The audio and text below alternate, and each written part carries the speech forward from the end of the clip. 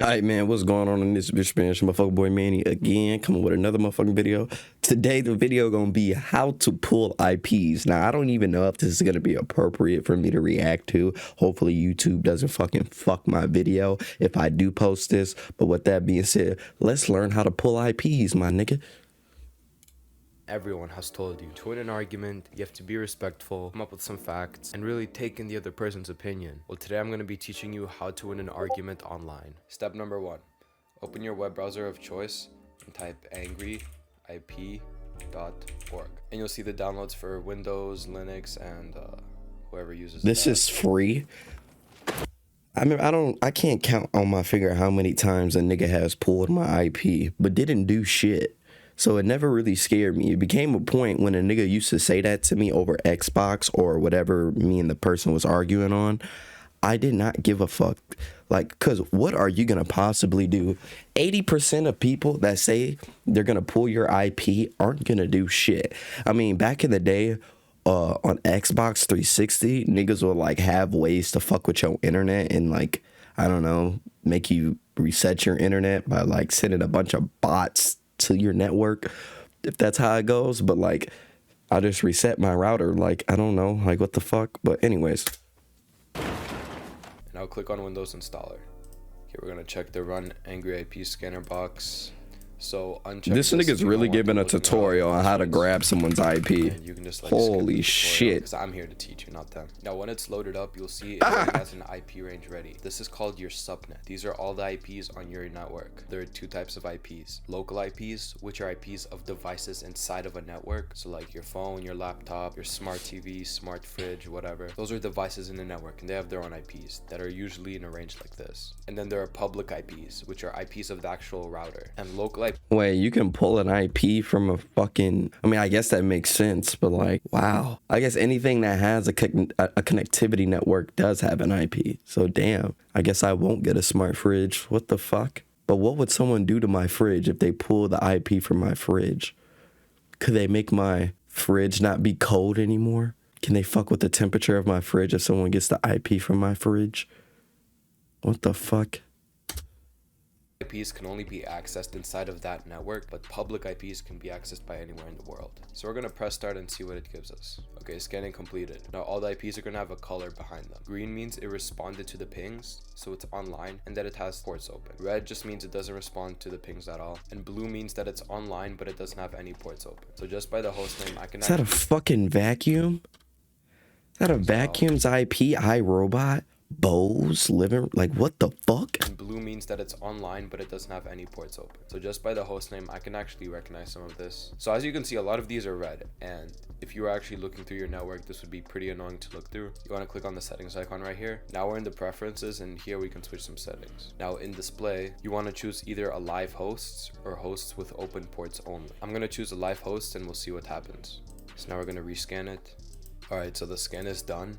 And now this is every single device on my network right now. So it filtered through all the red ones. It only showed us blue and green. Only devices that are online. Let's say, for example, you were scanning for port 80. So both of these showed up for port 80 and 443. You can right click, go to open, and you'll see a lot of options here. And choose web browser.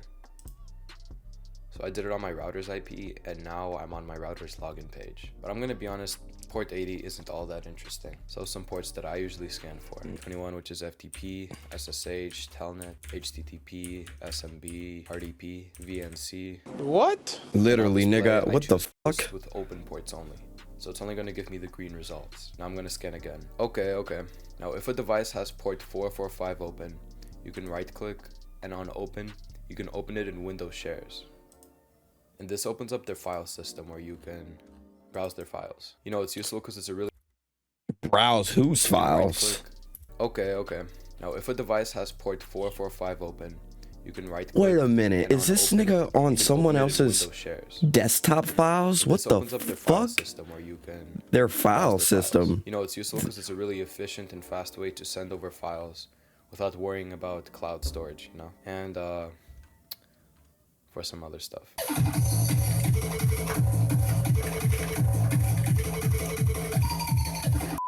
Now for any of the devices, you could also do a ping test to make sure it's still online. Now that's pretty much all there is to know on scanning local devices. So scanning your subnet, devices in your network, all that stuff. But that's not all Angry IP Scanner can do. Angry IP Scanner can actually also scan public IPs. And I also add port 443 and 8080. Now if you don't know what range you want to put in, what I recommend is that you go to nearsoft.net/country IP. I don't know what the fuck is going on right now. So if I wanted to scan I'm just watching at this point. What the fuck? Just go on China. Do people really go out of their way to go do all this shit? So the first Is this what it takes to find someone's IP? Sorry. What the f? And over here you'll see a bunch of countries show up. So if I wanted to scan some Chinese IPs, for example, I would just go on China. And over here there's a long list of IP ranges. So the first IP goes into the first input, second one goes into the last one. Now since it's a way bigger IP range, you might want to wait for a while. So while it's scanning, you could, I don't know, get some food, go to the bathroom, go on a vacation. Go on a vacation is crazy. It's scanned for quite a bit, so I think it's good enough now. So it took me 8.5 minutes to get 70 hosts, which actually isn't that bad. Now let's see what we got. Alright, so as I told you guys, if it has 80, you can just open it in the web browser. So I opened this one in my browser, it loaded for a bit. And now, yeah, as we can see, it wants us to download some client. There's some login page in the back. Now let's take a look at the other ports. So this one has port 21 open. If we copy that, go into command prompt and type FTP, right click, and it wants us to log in. What the fuck? So I tried getting a little sneaky here, but it didn't exactly work out in my favor. But you know, that's fine. We have plenty of other options right here. Now port 22 is SSH, and you can connect. What the fuck is this nigga doing? SSH and the IP.